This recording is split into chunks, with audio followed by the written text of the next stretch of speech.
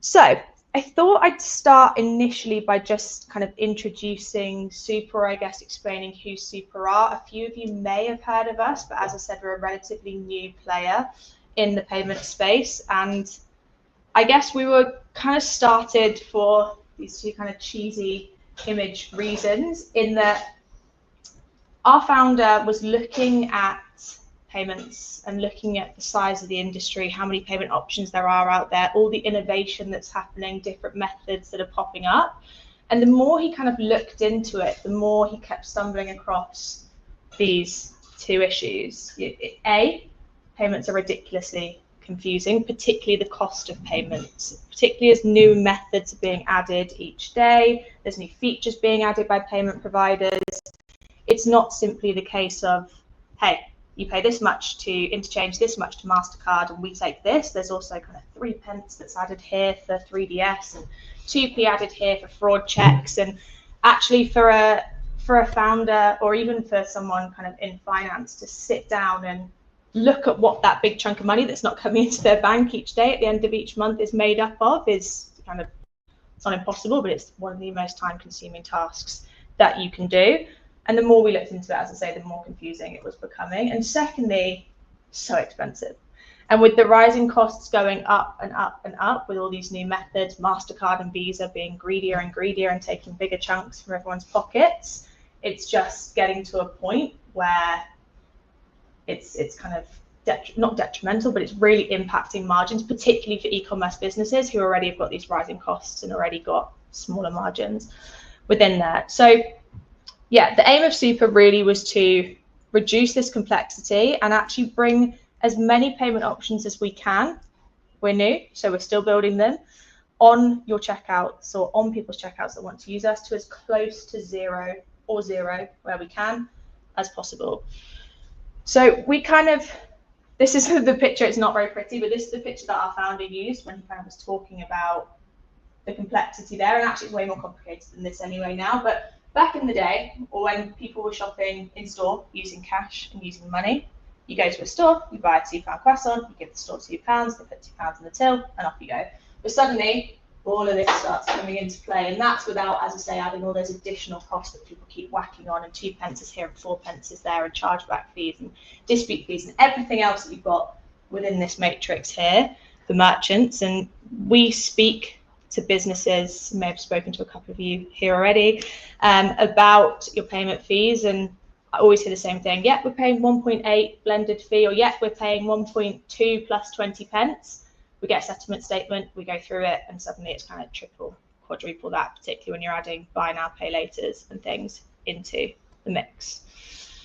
So the other problem we've got, as I say, is with these new methods, customers are getting, I don't want to say lazier, maybe lazier sometimes, because they want to check out super quickly and they want to pay, and they're also getting pickier and pickier. Suddenly I want to pay in 30, then I want to pay in 6, then I want to pay in 12, then I want to pay however I want to pay. And if it's not there, merchants are like, are we going to batter our conversion? Are they not going to pay with us? Are they going to go?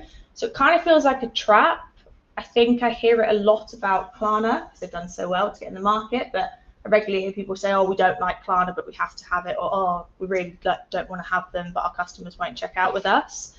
And it kind of brings into question, actually, what do you do? There's like a dichotomy here of confusion, where it's like, do we do this? Do we offer this method and make no money? But a sale's a sale, our top line is growing, it's fine, hopefully the customer will come back and pay another way. Or do we just offer card and we actually become a really profitable business? Like, where do you sit? And I constantly kind of hear that from merchants. There's obviously, oh, sorry, my security system's there. There's obviously things that do pop up, like open banking, and don't worry, I'm not going to talk to you about open banking. You're probably sick of hearing about it. It's all right. And hearing about how it's going to save e-commerce and how there's going to be no fees and customers are going to love it and the adoption's going to be there. But as some of you may know, trying open banking, just whacking a new method on the checkout saying pay by bank, it doesn't work. There's no incentive for the customer to use it. I think I was reading the other day that 60% of adults don't actually understand open banking. And yes, they're probably using it to pay off their credit cards each month with their debit card, but they have no idea. I said to my mum when she did it the other day, that's open banking. She was like, what's that? She's like, do people have access to my data? How does that work? Can they see my bank account details? Because that kind of open phrase really kind of stressed her out. And I think actually it can happen more and more and more. So that's when our founder or people at Super had this idea of like, actually, there has to be a way to make this massive industry that's been operating in the same way for years and years and years cheaper. And not like marginally cheaper, or we can knock 0.1% off, or if your volumes go up by another 10 million, we'll give you another 0.2 off, but radically cheaper, and trying to bring as many options as possible down to zero. So that's a little bit of context on kind of why we were started and who we are, because I say, don't know if many people have heard of you. If you have, you've heard, oh, they don't charge processing fees, and you're like, well, that can't possibly be true. So the two things I want to talk about is more things that we have found out whilst we've been building our product, and potentially some tips that you can take away and apply to your business, your checkout, when you're looking at what payment options you're looking to have, ordering your payment options. And actually the second part is more around loyalty. I think for years the checkout has been seen as quick. They're in the basket, they're putting their details in, let's get them off this page as quickly as possible, let's get that payment done, because otherwise they might leave. But there's loads of opportunity at that point when the customer is excited to buy, the customer's got the product in the bag, they've gone through that whole journey of going through your product pages and searching and picking, and that's kind of a peak point and a peak buyer point where you can actually bring more value into the customer to either upsell them on that payment or tee them up really nicely to come back and buy again. Because obviously, I know for me, I'm so excited for that new blush to arrive. Maybe I want to get one for my mum, and actually is there a way that we can get me to do that much faster than some of the methods that are out there at the moment. Cool, buy now, pay later. The UK is actually the third fastest growing market for buy now, pay later payments, kind of behind Australia, which is number one. They love it over there. The growth of it is kind of only set to explode over the next 3 years. I mean, you can see projected right now, it's going to absolutely kaboom. And with the cost that it's costing businesses to process buy now, pay later, that means costs are only going to go kaboom, as it is at the moment. What I find, or what we found really interesting speaking to merchants about buy now, pay later, I was speaking to someone the other day who sells furniture, kind of desks and office furniture, and he felt that he had to have Klarna because a few of his desks are in the sort of £3,000 to £4,000 mark. He was like, actually bringing this method on, if I can sell 10 more of these big ticket desks, it makes it really worth it for me. And that was his rationale behind paying 5.5% to Klarna. But when we dived in and did some analysis and looked at what he was paying, the AOV around the payment methods that were being used, the average amount paid through Klarna and ClearPay was £65.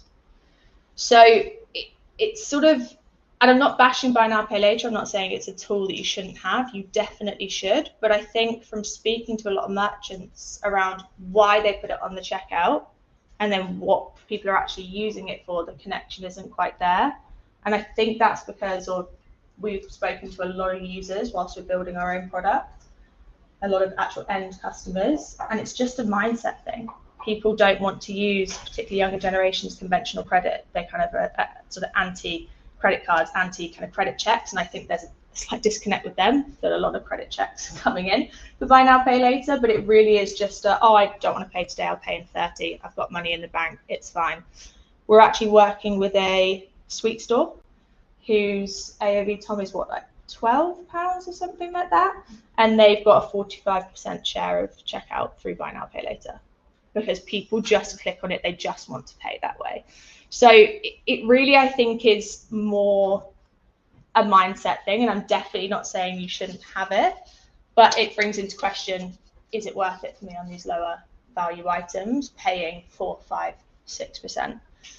Obviously, Klarna and ClearPay have done a fantastic job of being mainstream. Klarna's marketing is phenomenal. Their partnership with ASOS was phenomenal. They've really done well at getting to the top of their game, but they're the ones that are charging huge, huge fees.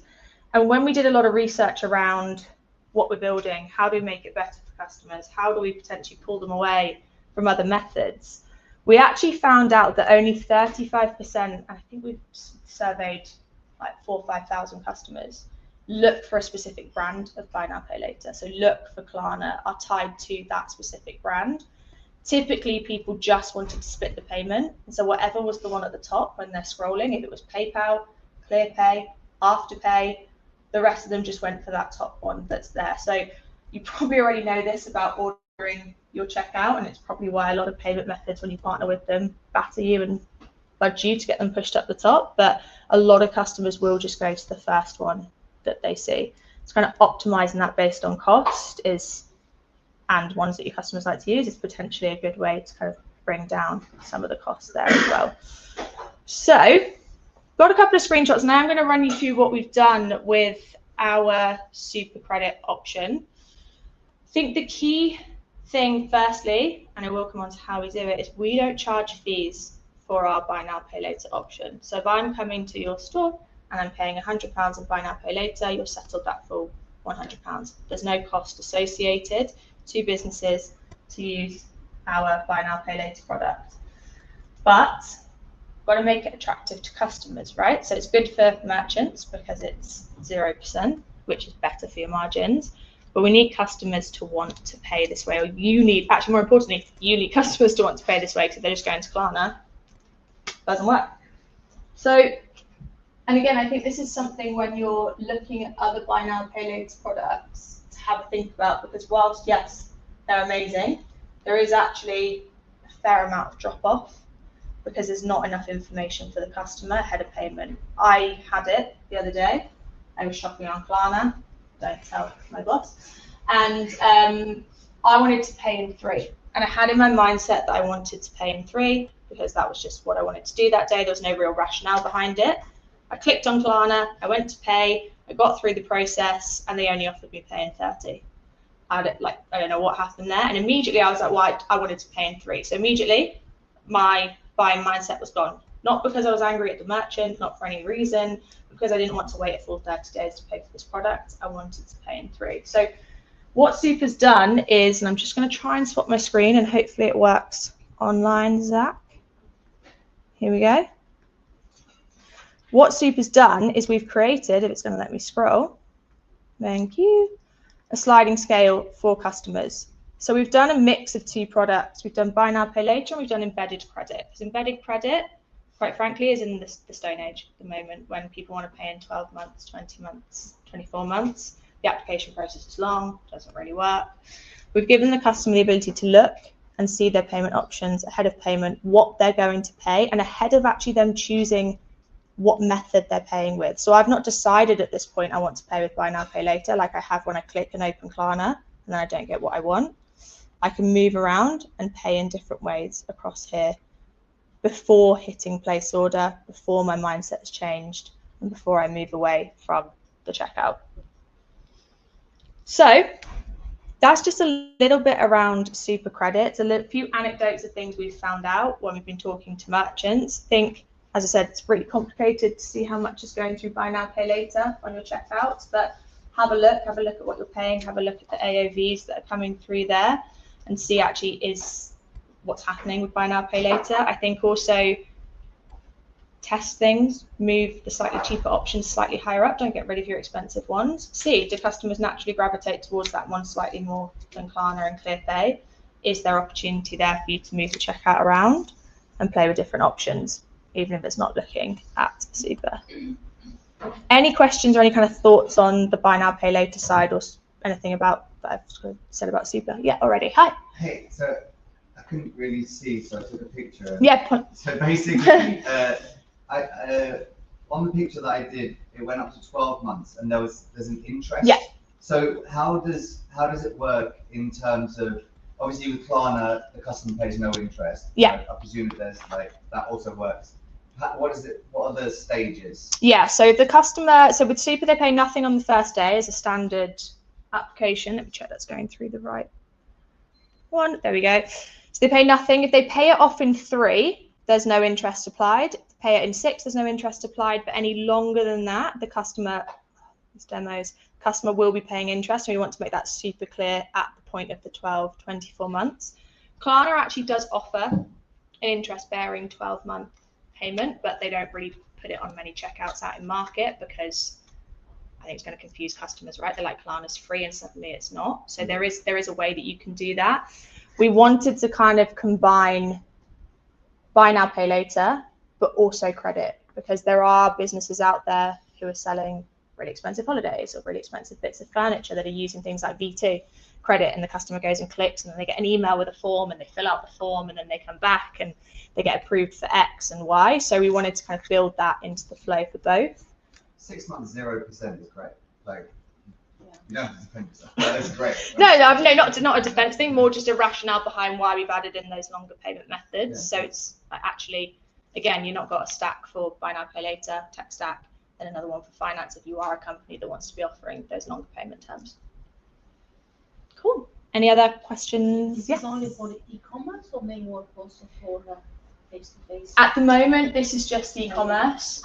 So yeah, Klarna is better than us in that they can do that in store. So yeah, for now, just online.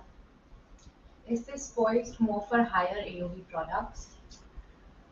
I'd say you're looking at these, yes, the 12 to 24 month areas. I'd say yes, it probably is for the higher AOV products. But as I mentioned earlier, we've got a sweet store that are using this, and their AOV is very low, and we've got a lot of customers still splitting that into 3. So I think, as I was sort of saying earlier, I think that buy now, pay later was brought to market as this. You can get much bigger ticket items sold, and it does work for that. But I think more and more it's becoming something that customers just want to pay in 3. It's what they like. They don't like having all this money come out their bank and then returns and things like that. So it could work for both, but I'd say these options at the top here, if you've got a lower AOV, I can't imagine many customers would be looking to pay interest on a £60 item. Okay. And sorry, if I didn't get the point where you said there's also cashback for the customers. Yeah. So I am going to come on to the loyalty bit in a moment, just to explain how that works. But it's more around incentivizing customers to use cheaper payment methods for businesses. It's an optional tool, but I can come on to that in a moment.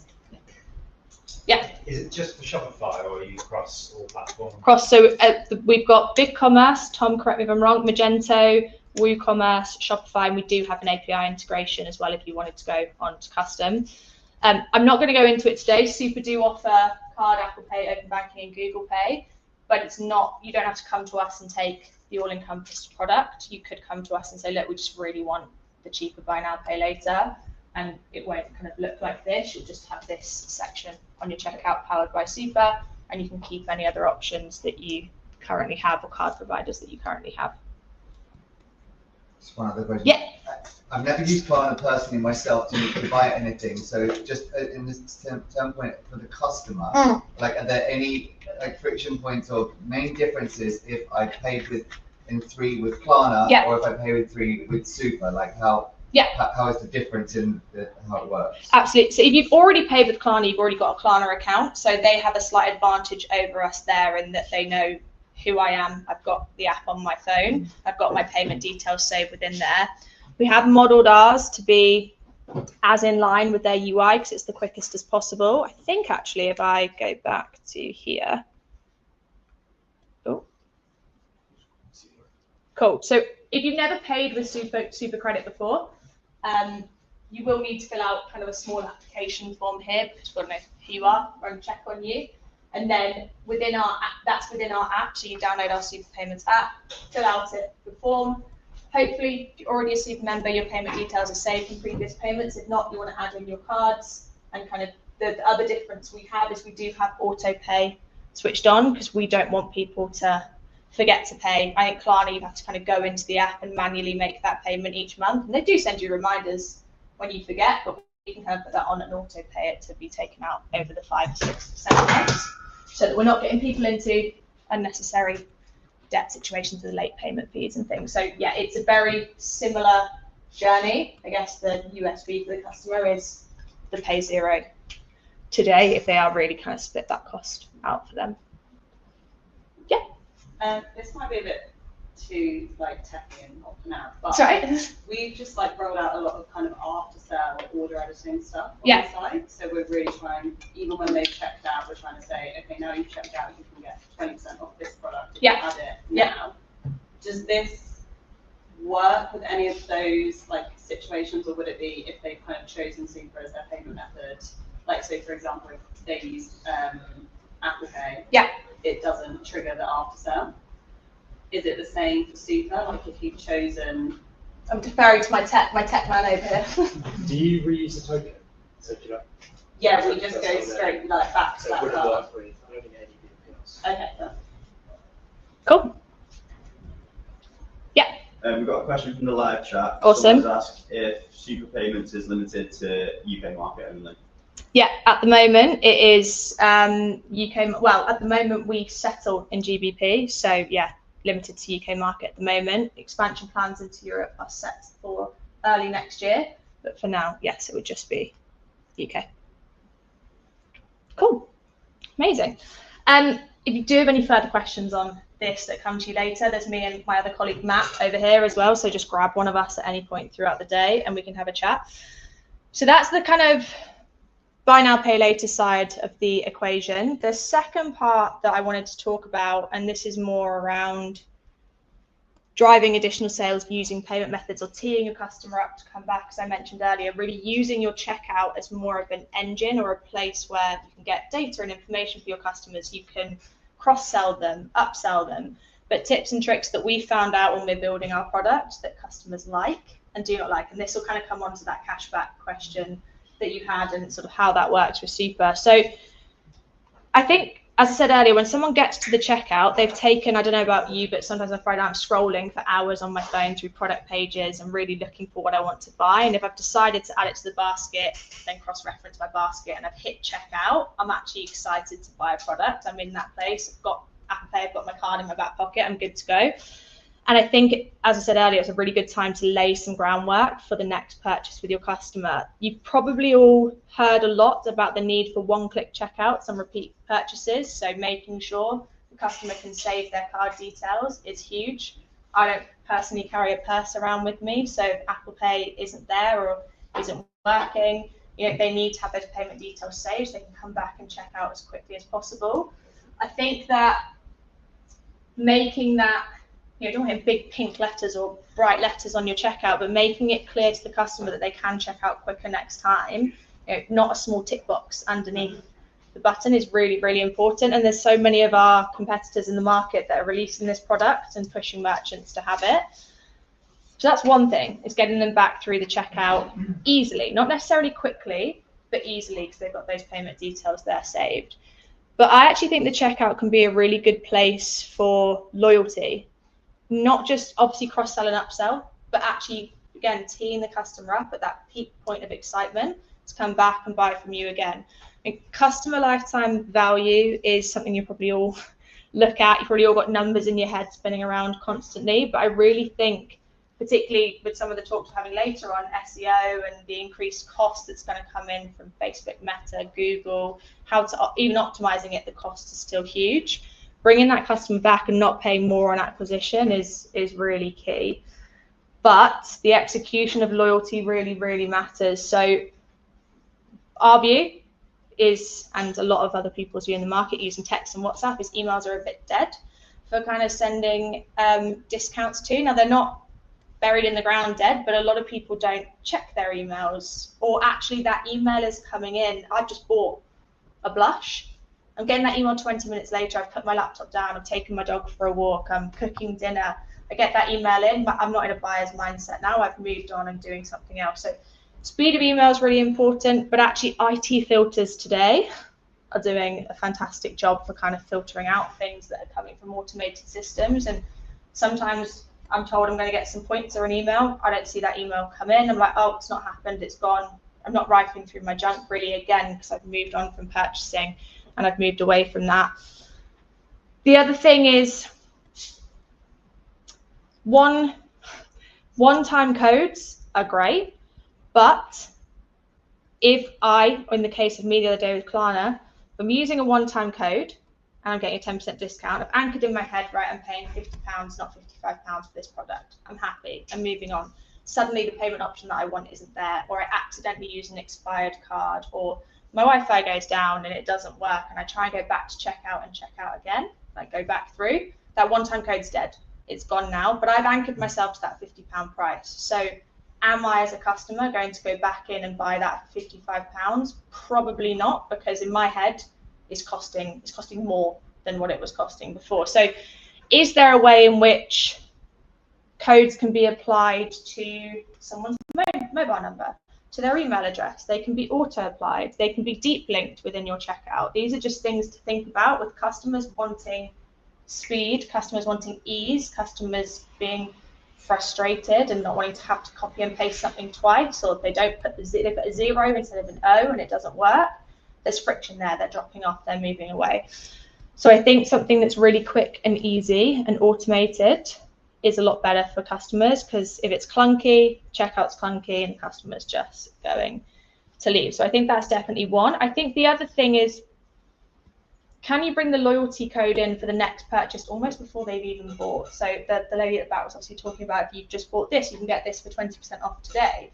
You know, that's great because I'm going to buy again now. But is there a way that you can say to the customer, hey, you've bought this perfume today, come back to us within the next month for a refill and get 10% off? I'm already thinking, great, I get my next perfume. It's not even arrived yet, but I'm excited to try it. And I'm already thinking I get the next one off. Or I'm so excited because TikTok told me it's the best perfume out there and I want to go buy one for my mum, and I've got that 10% already to come back and purchase again in that moment of excitement. So I think that's really key as well for customers. So again, I'm not kind of here to say you got to use this one, but to give you some kind of flavor and some example of ways that it can be automated and things you might want to look at if you're reviewing your loyalty products moving forward is, let me just pop into here. Sorry, I've got two systems going today with the live stream, so I want to make sure I'm getting it right. So if I'm going to buy a plant today for my house, and I'm here down and I'm about to purchase, is there kind of some messaging that you can have on the checkout saying, hey, get 5% back, and then if you come back to us again, or hey, great choice, come back again and like get it. It depends what you're selling, right? It could be refills, it could be other products, it could be, hey, like your garden's going to look great. If you need any more, come back in the next 3 months for us and purchase again. You can do things where it's kind of auto-filled out or auto-applied. So with Super, it doesn't automatically enroll you into a loyalty scheme because some people don't like it. I personally don't have a club card, but I know people in the office who walk extra distance to Tesco because they've got a club card. So they're those loyalty mindset people. But a customer can enter their mobile number. They can go through and pay. This is linked to their mobile number. They've got that payment there. And the next time they come back and purchase again, if it's going to let me go onto a repeat purchase here, it detects, it's not doing it on the demo, but it detects their mobile number from the checkout form here, pops it through, automatically applies that discount for the customer. They're happy, they purchase, they've come back, they do it again. Also, I think, as I said earlier, emails, think about where you're messaging your customers. So who are your customer base? Are they on WhatsApp daily? Are they on email daily? Can you send notifications to their home screen on their phone? How are you getting that messaging to them about those discounts, and how are you making it as easy as possible for them? Final thing I want to talk about here is I did earlier kind of not bash open banking, but I did earlier talk about open banking not necessarily working when you just slap it on a checkout and kind of introduce something new to customers. But one thing that I think is kind of worthwhile considering is, with the use of these loyalty tools, are there ways that you can stagger the incentive for the customer or stagger the discount for the customer to push them towards a cheaper payment method? Because I think, you know, previously it hasn't worked, and the main reason is there's no incentive for the customer to do it. And also, people are trying to get them to do it the first time. They've never shopped at your store before. They don't know who you are. They might have looked at your Trustpilot. There might be one bad review from someone who's got a terrible sense of humour and goes and leaves awful reviews over it. I don't know. But there could be something that's put them off, and then they see a bank logo and they're kind of like, oh, I'm scared. But if they've paid with you before, if they've earned a discount with you before, and they're coming back to use that discount again because they've loved your product so much, is there a way on that next time purchase that you can actually say, hey, thanks so much, here's your 5% from your previous purchase. If you want to come back and shop with us again, you absolutely can. You've saved your card details, one-click checkout, really quick and easy. You get 2.5% back with us if you pay with card for your next one. Still a good discount, I'm still pretty happy. Or do you want to try paying with open banking and get a 5% discount again and do you want to kind of use that mechanism? Now, I'm not saying you have to use Super to do this, but it's a thought process around A, ordering your checkout for the things that are the best for you, but actually B, can you not force your customers to pay another way, but can you nudge them? Can you give them a reason? Klarna gives them split payments, Apple Pay gives them ease. Can you give them something to push them to a checkout that works better for you? So we've done this here, and actually to date across our network, we've got 32% of customers, which is pretty high for open banking, actually coming and paying with this method here. I've recently started working with a guy who sells plants and bulbs, and he told me, no, none of my customers will ever pay via bank. I've got a very scared demographic. I've got a very elderly demographic. They don't use open banking. They don't have banking on their phone. It was like, no. And I said, okay, that's fine. They don't have to. Save their visa details. No problem. We won't do the tiered rewards for you. That's fine. They can just save their details here and pay with card. All good. Even without this incentive here, because he isn't using our incentive scheme, it is optional. You may have one that works excellently already. Even without this, 3% of his customers in the last 3 months, which I know is a lot smaller, but still, are paying on open banking with no incentive to do so, simply because they're like, oh, I've paid with them before. Oh, there's my Visa. Oh, yeah, I can pay with my bank. That's easy. That's quick. And they're choosing to click and pay on that option. Any questions for me or kind of thoughts on the sort of loyalty side, what we've done, what we found? Yeah. Yeah, so just going back to that 2.5% cashback. Yeah. So of course, I'm assuming that the merchant sets that 2.5%. So 1 month it could be 2.5%. Next month it could be 15% if the one. Yeah. 1%, etc. Just while you're talking really quickly, it's not. It gets a bit confusing. So our wording, it's not actually cashback. It's a discount off your next purchase with the store where you earned it, but we do it as a cash value. So if I bought like a T-shirt from Matt and I earn 2%, let's say I earned £2, I can only go back and spend that with Matt in the time that Matt said. So it's the word cash reward is slightly confusing, but just carry on with the question. No, you pretty much just answered it. Okay, yeah, cool. that was it. Yeah, so I've just answered my next question. That was all. Thank Yeah. you. No stress. And as I say, I think again that what Super really wants to do is, because we're charging nothing for this, we're charging nothing for open banking. You can use for buy now pay later. Sorry, you can use rewards there. Is actually having this really cool like $7.45 monetary value on an option that costs you guys nothing. Again, is not to say that Super is the one to use, but again, is nudging your customers to pay with something that's better for your margins, rather than them using a 10% coupon code and you paying 4.5% to PayPal, etc., and it kind of then rolling over and over. So it doesn't have to be Super, but it could be looking at your cheaper methods and tiering loyalty or pushing customers towards those as well. So yeah, that's me. That's kind of a little bit around Super, the vision for Super, and just a couple of things to think about when you're thinking about actual payments, loyalty, and how to sort of train your customers into using what you think is best for your business. Cool. Awesome.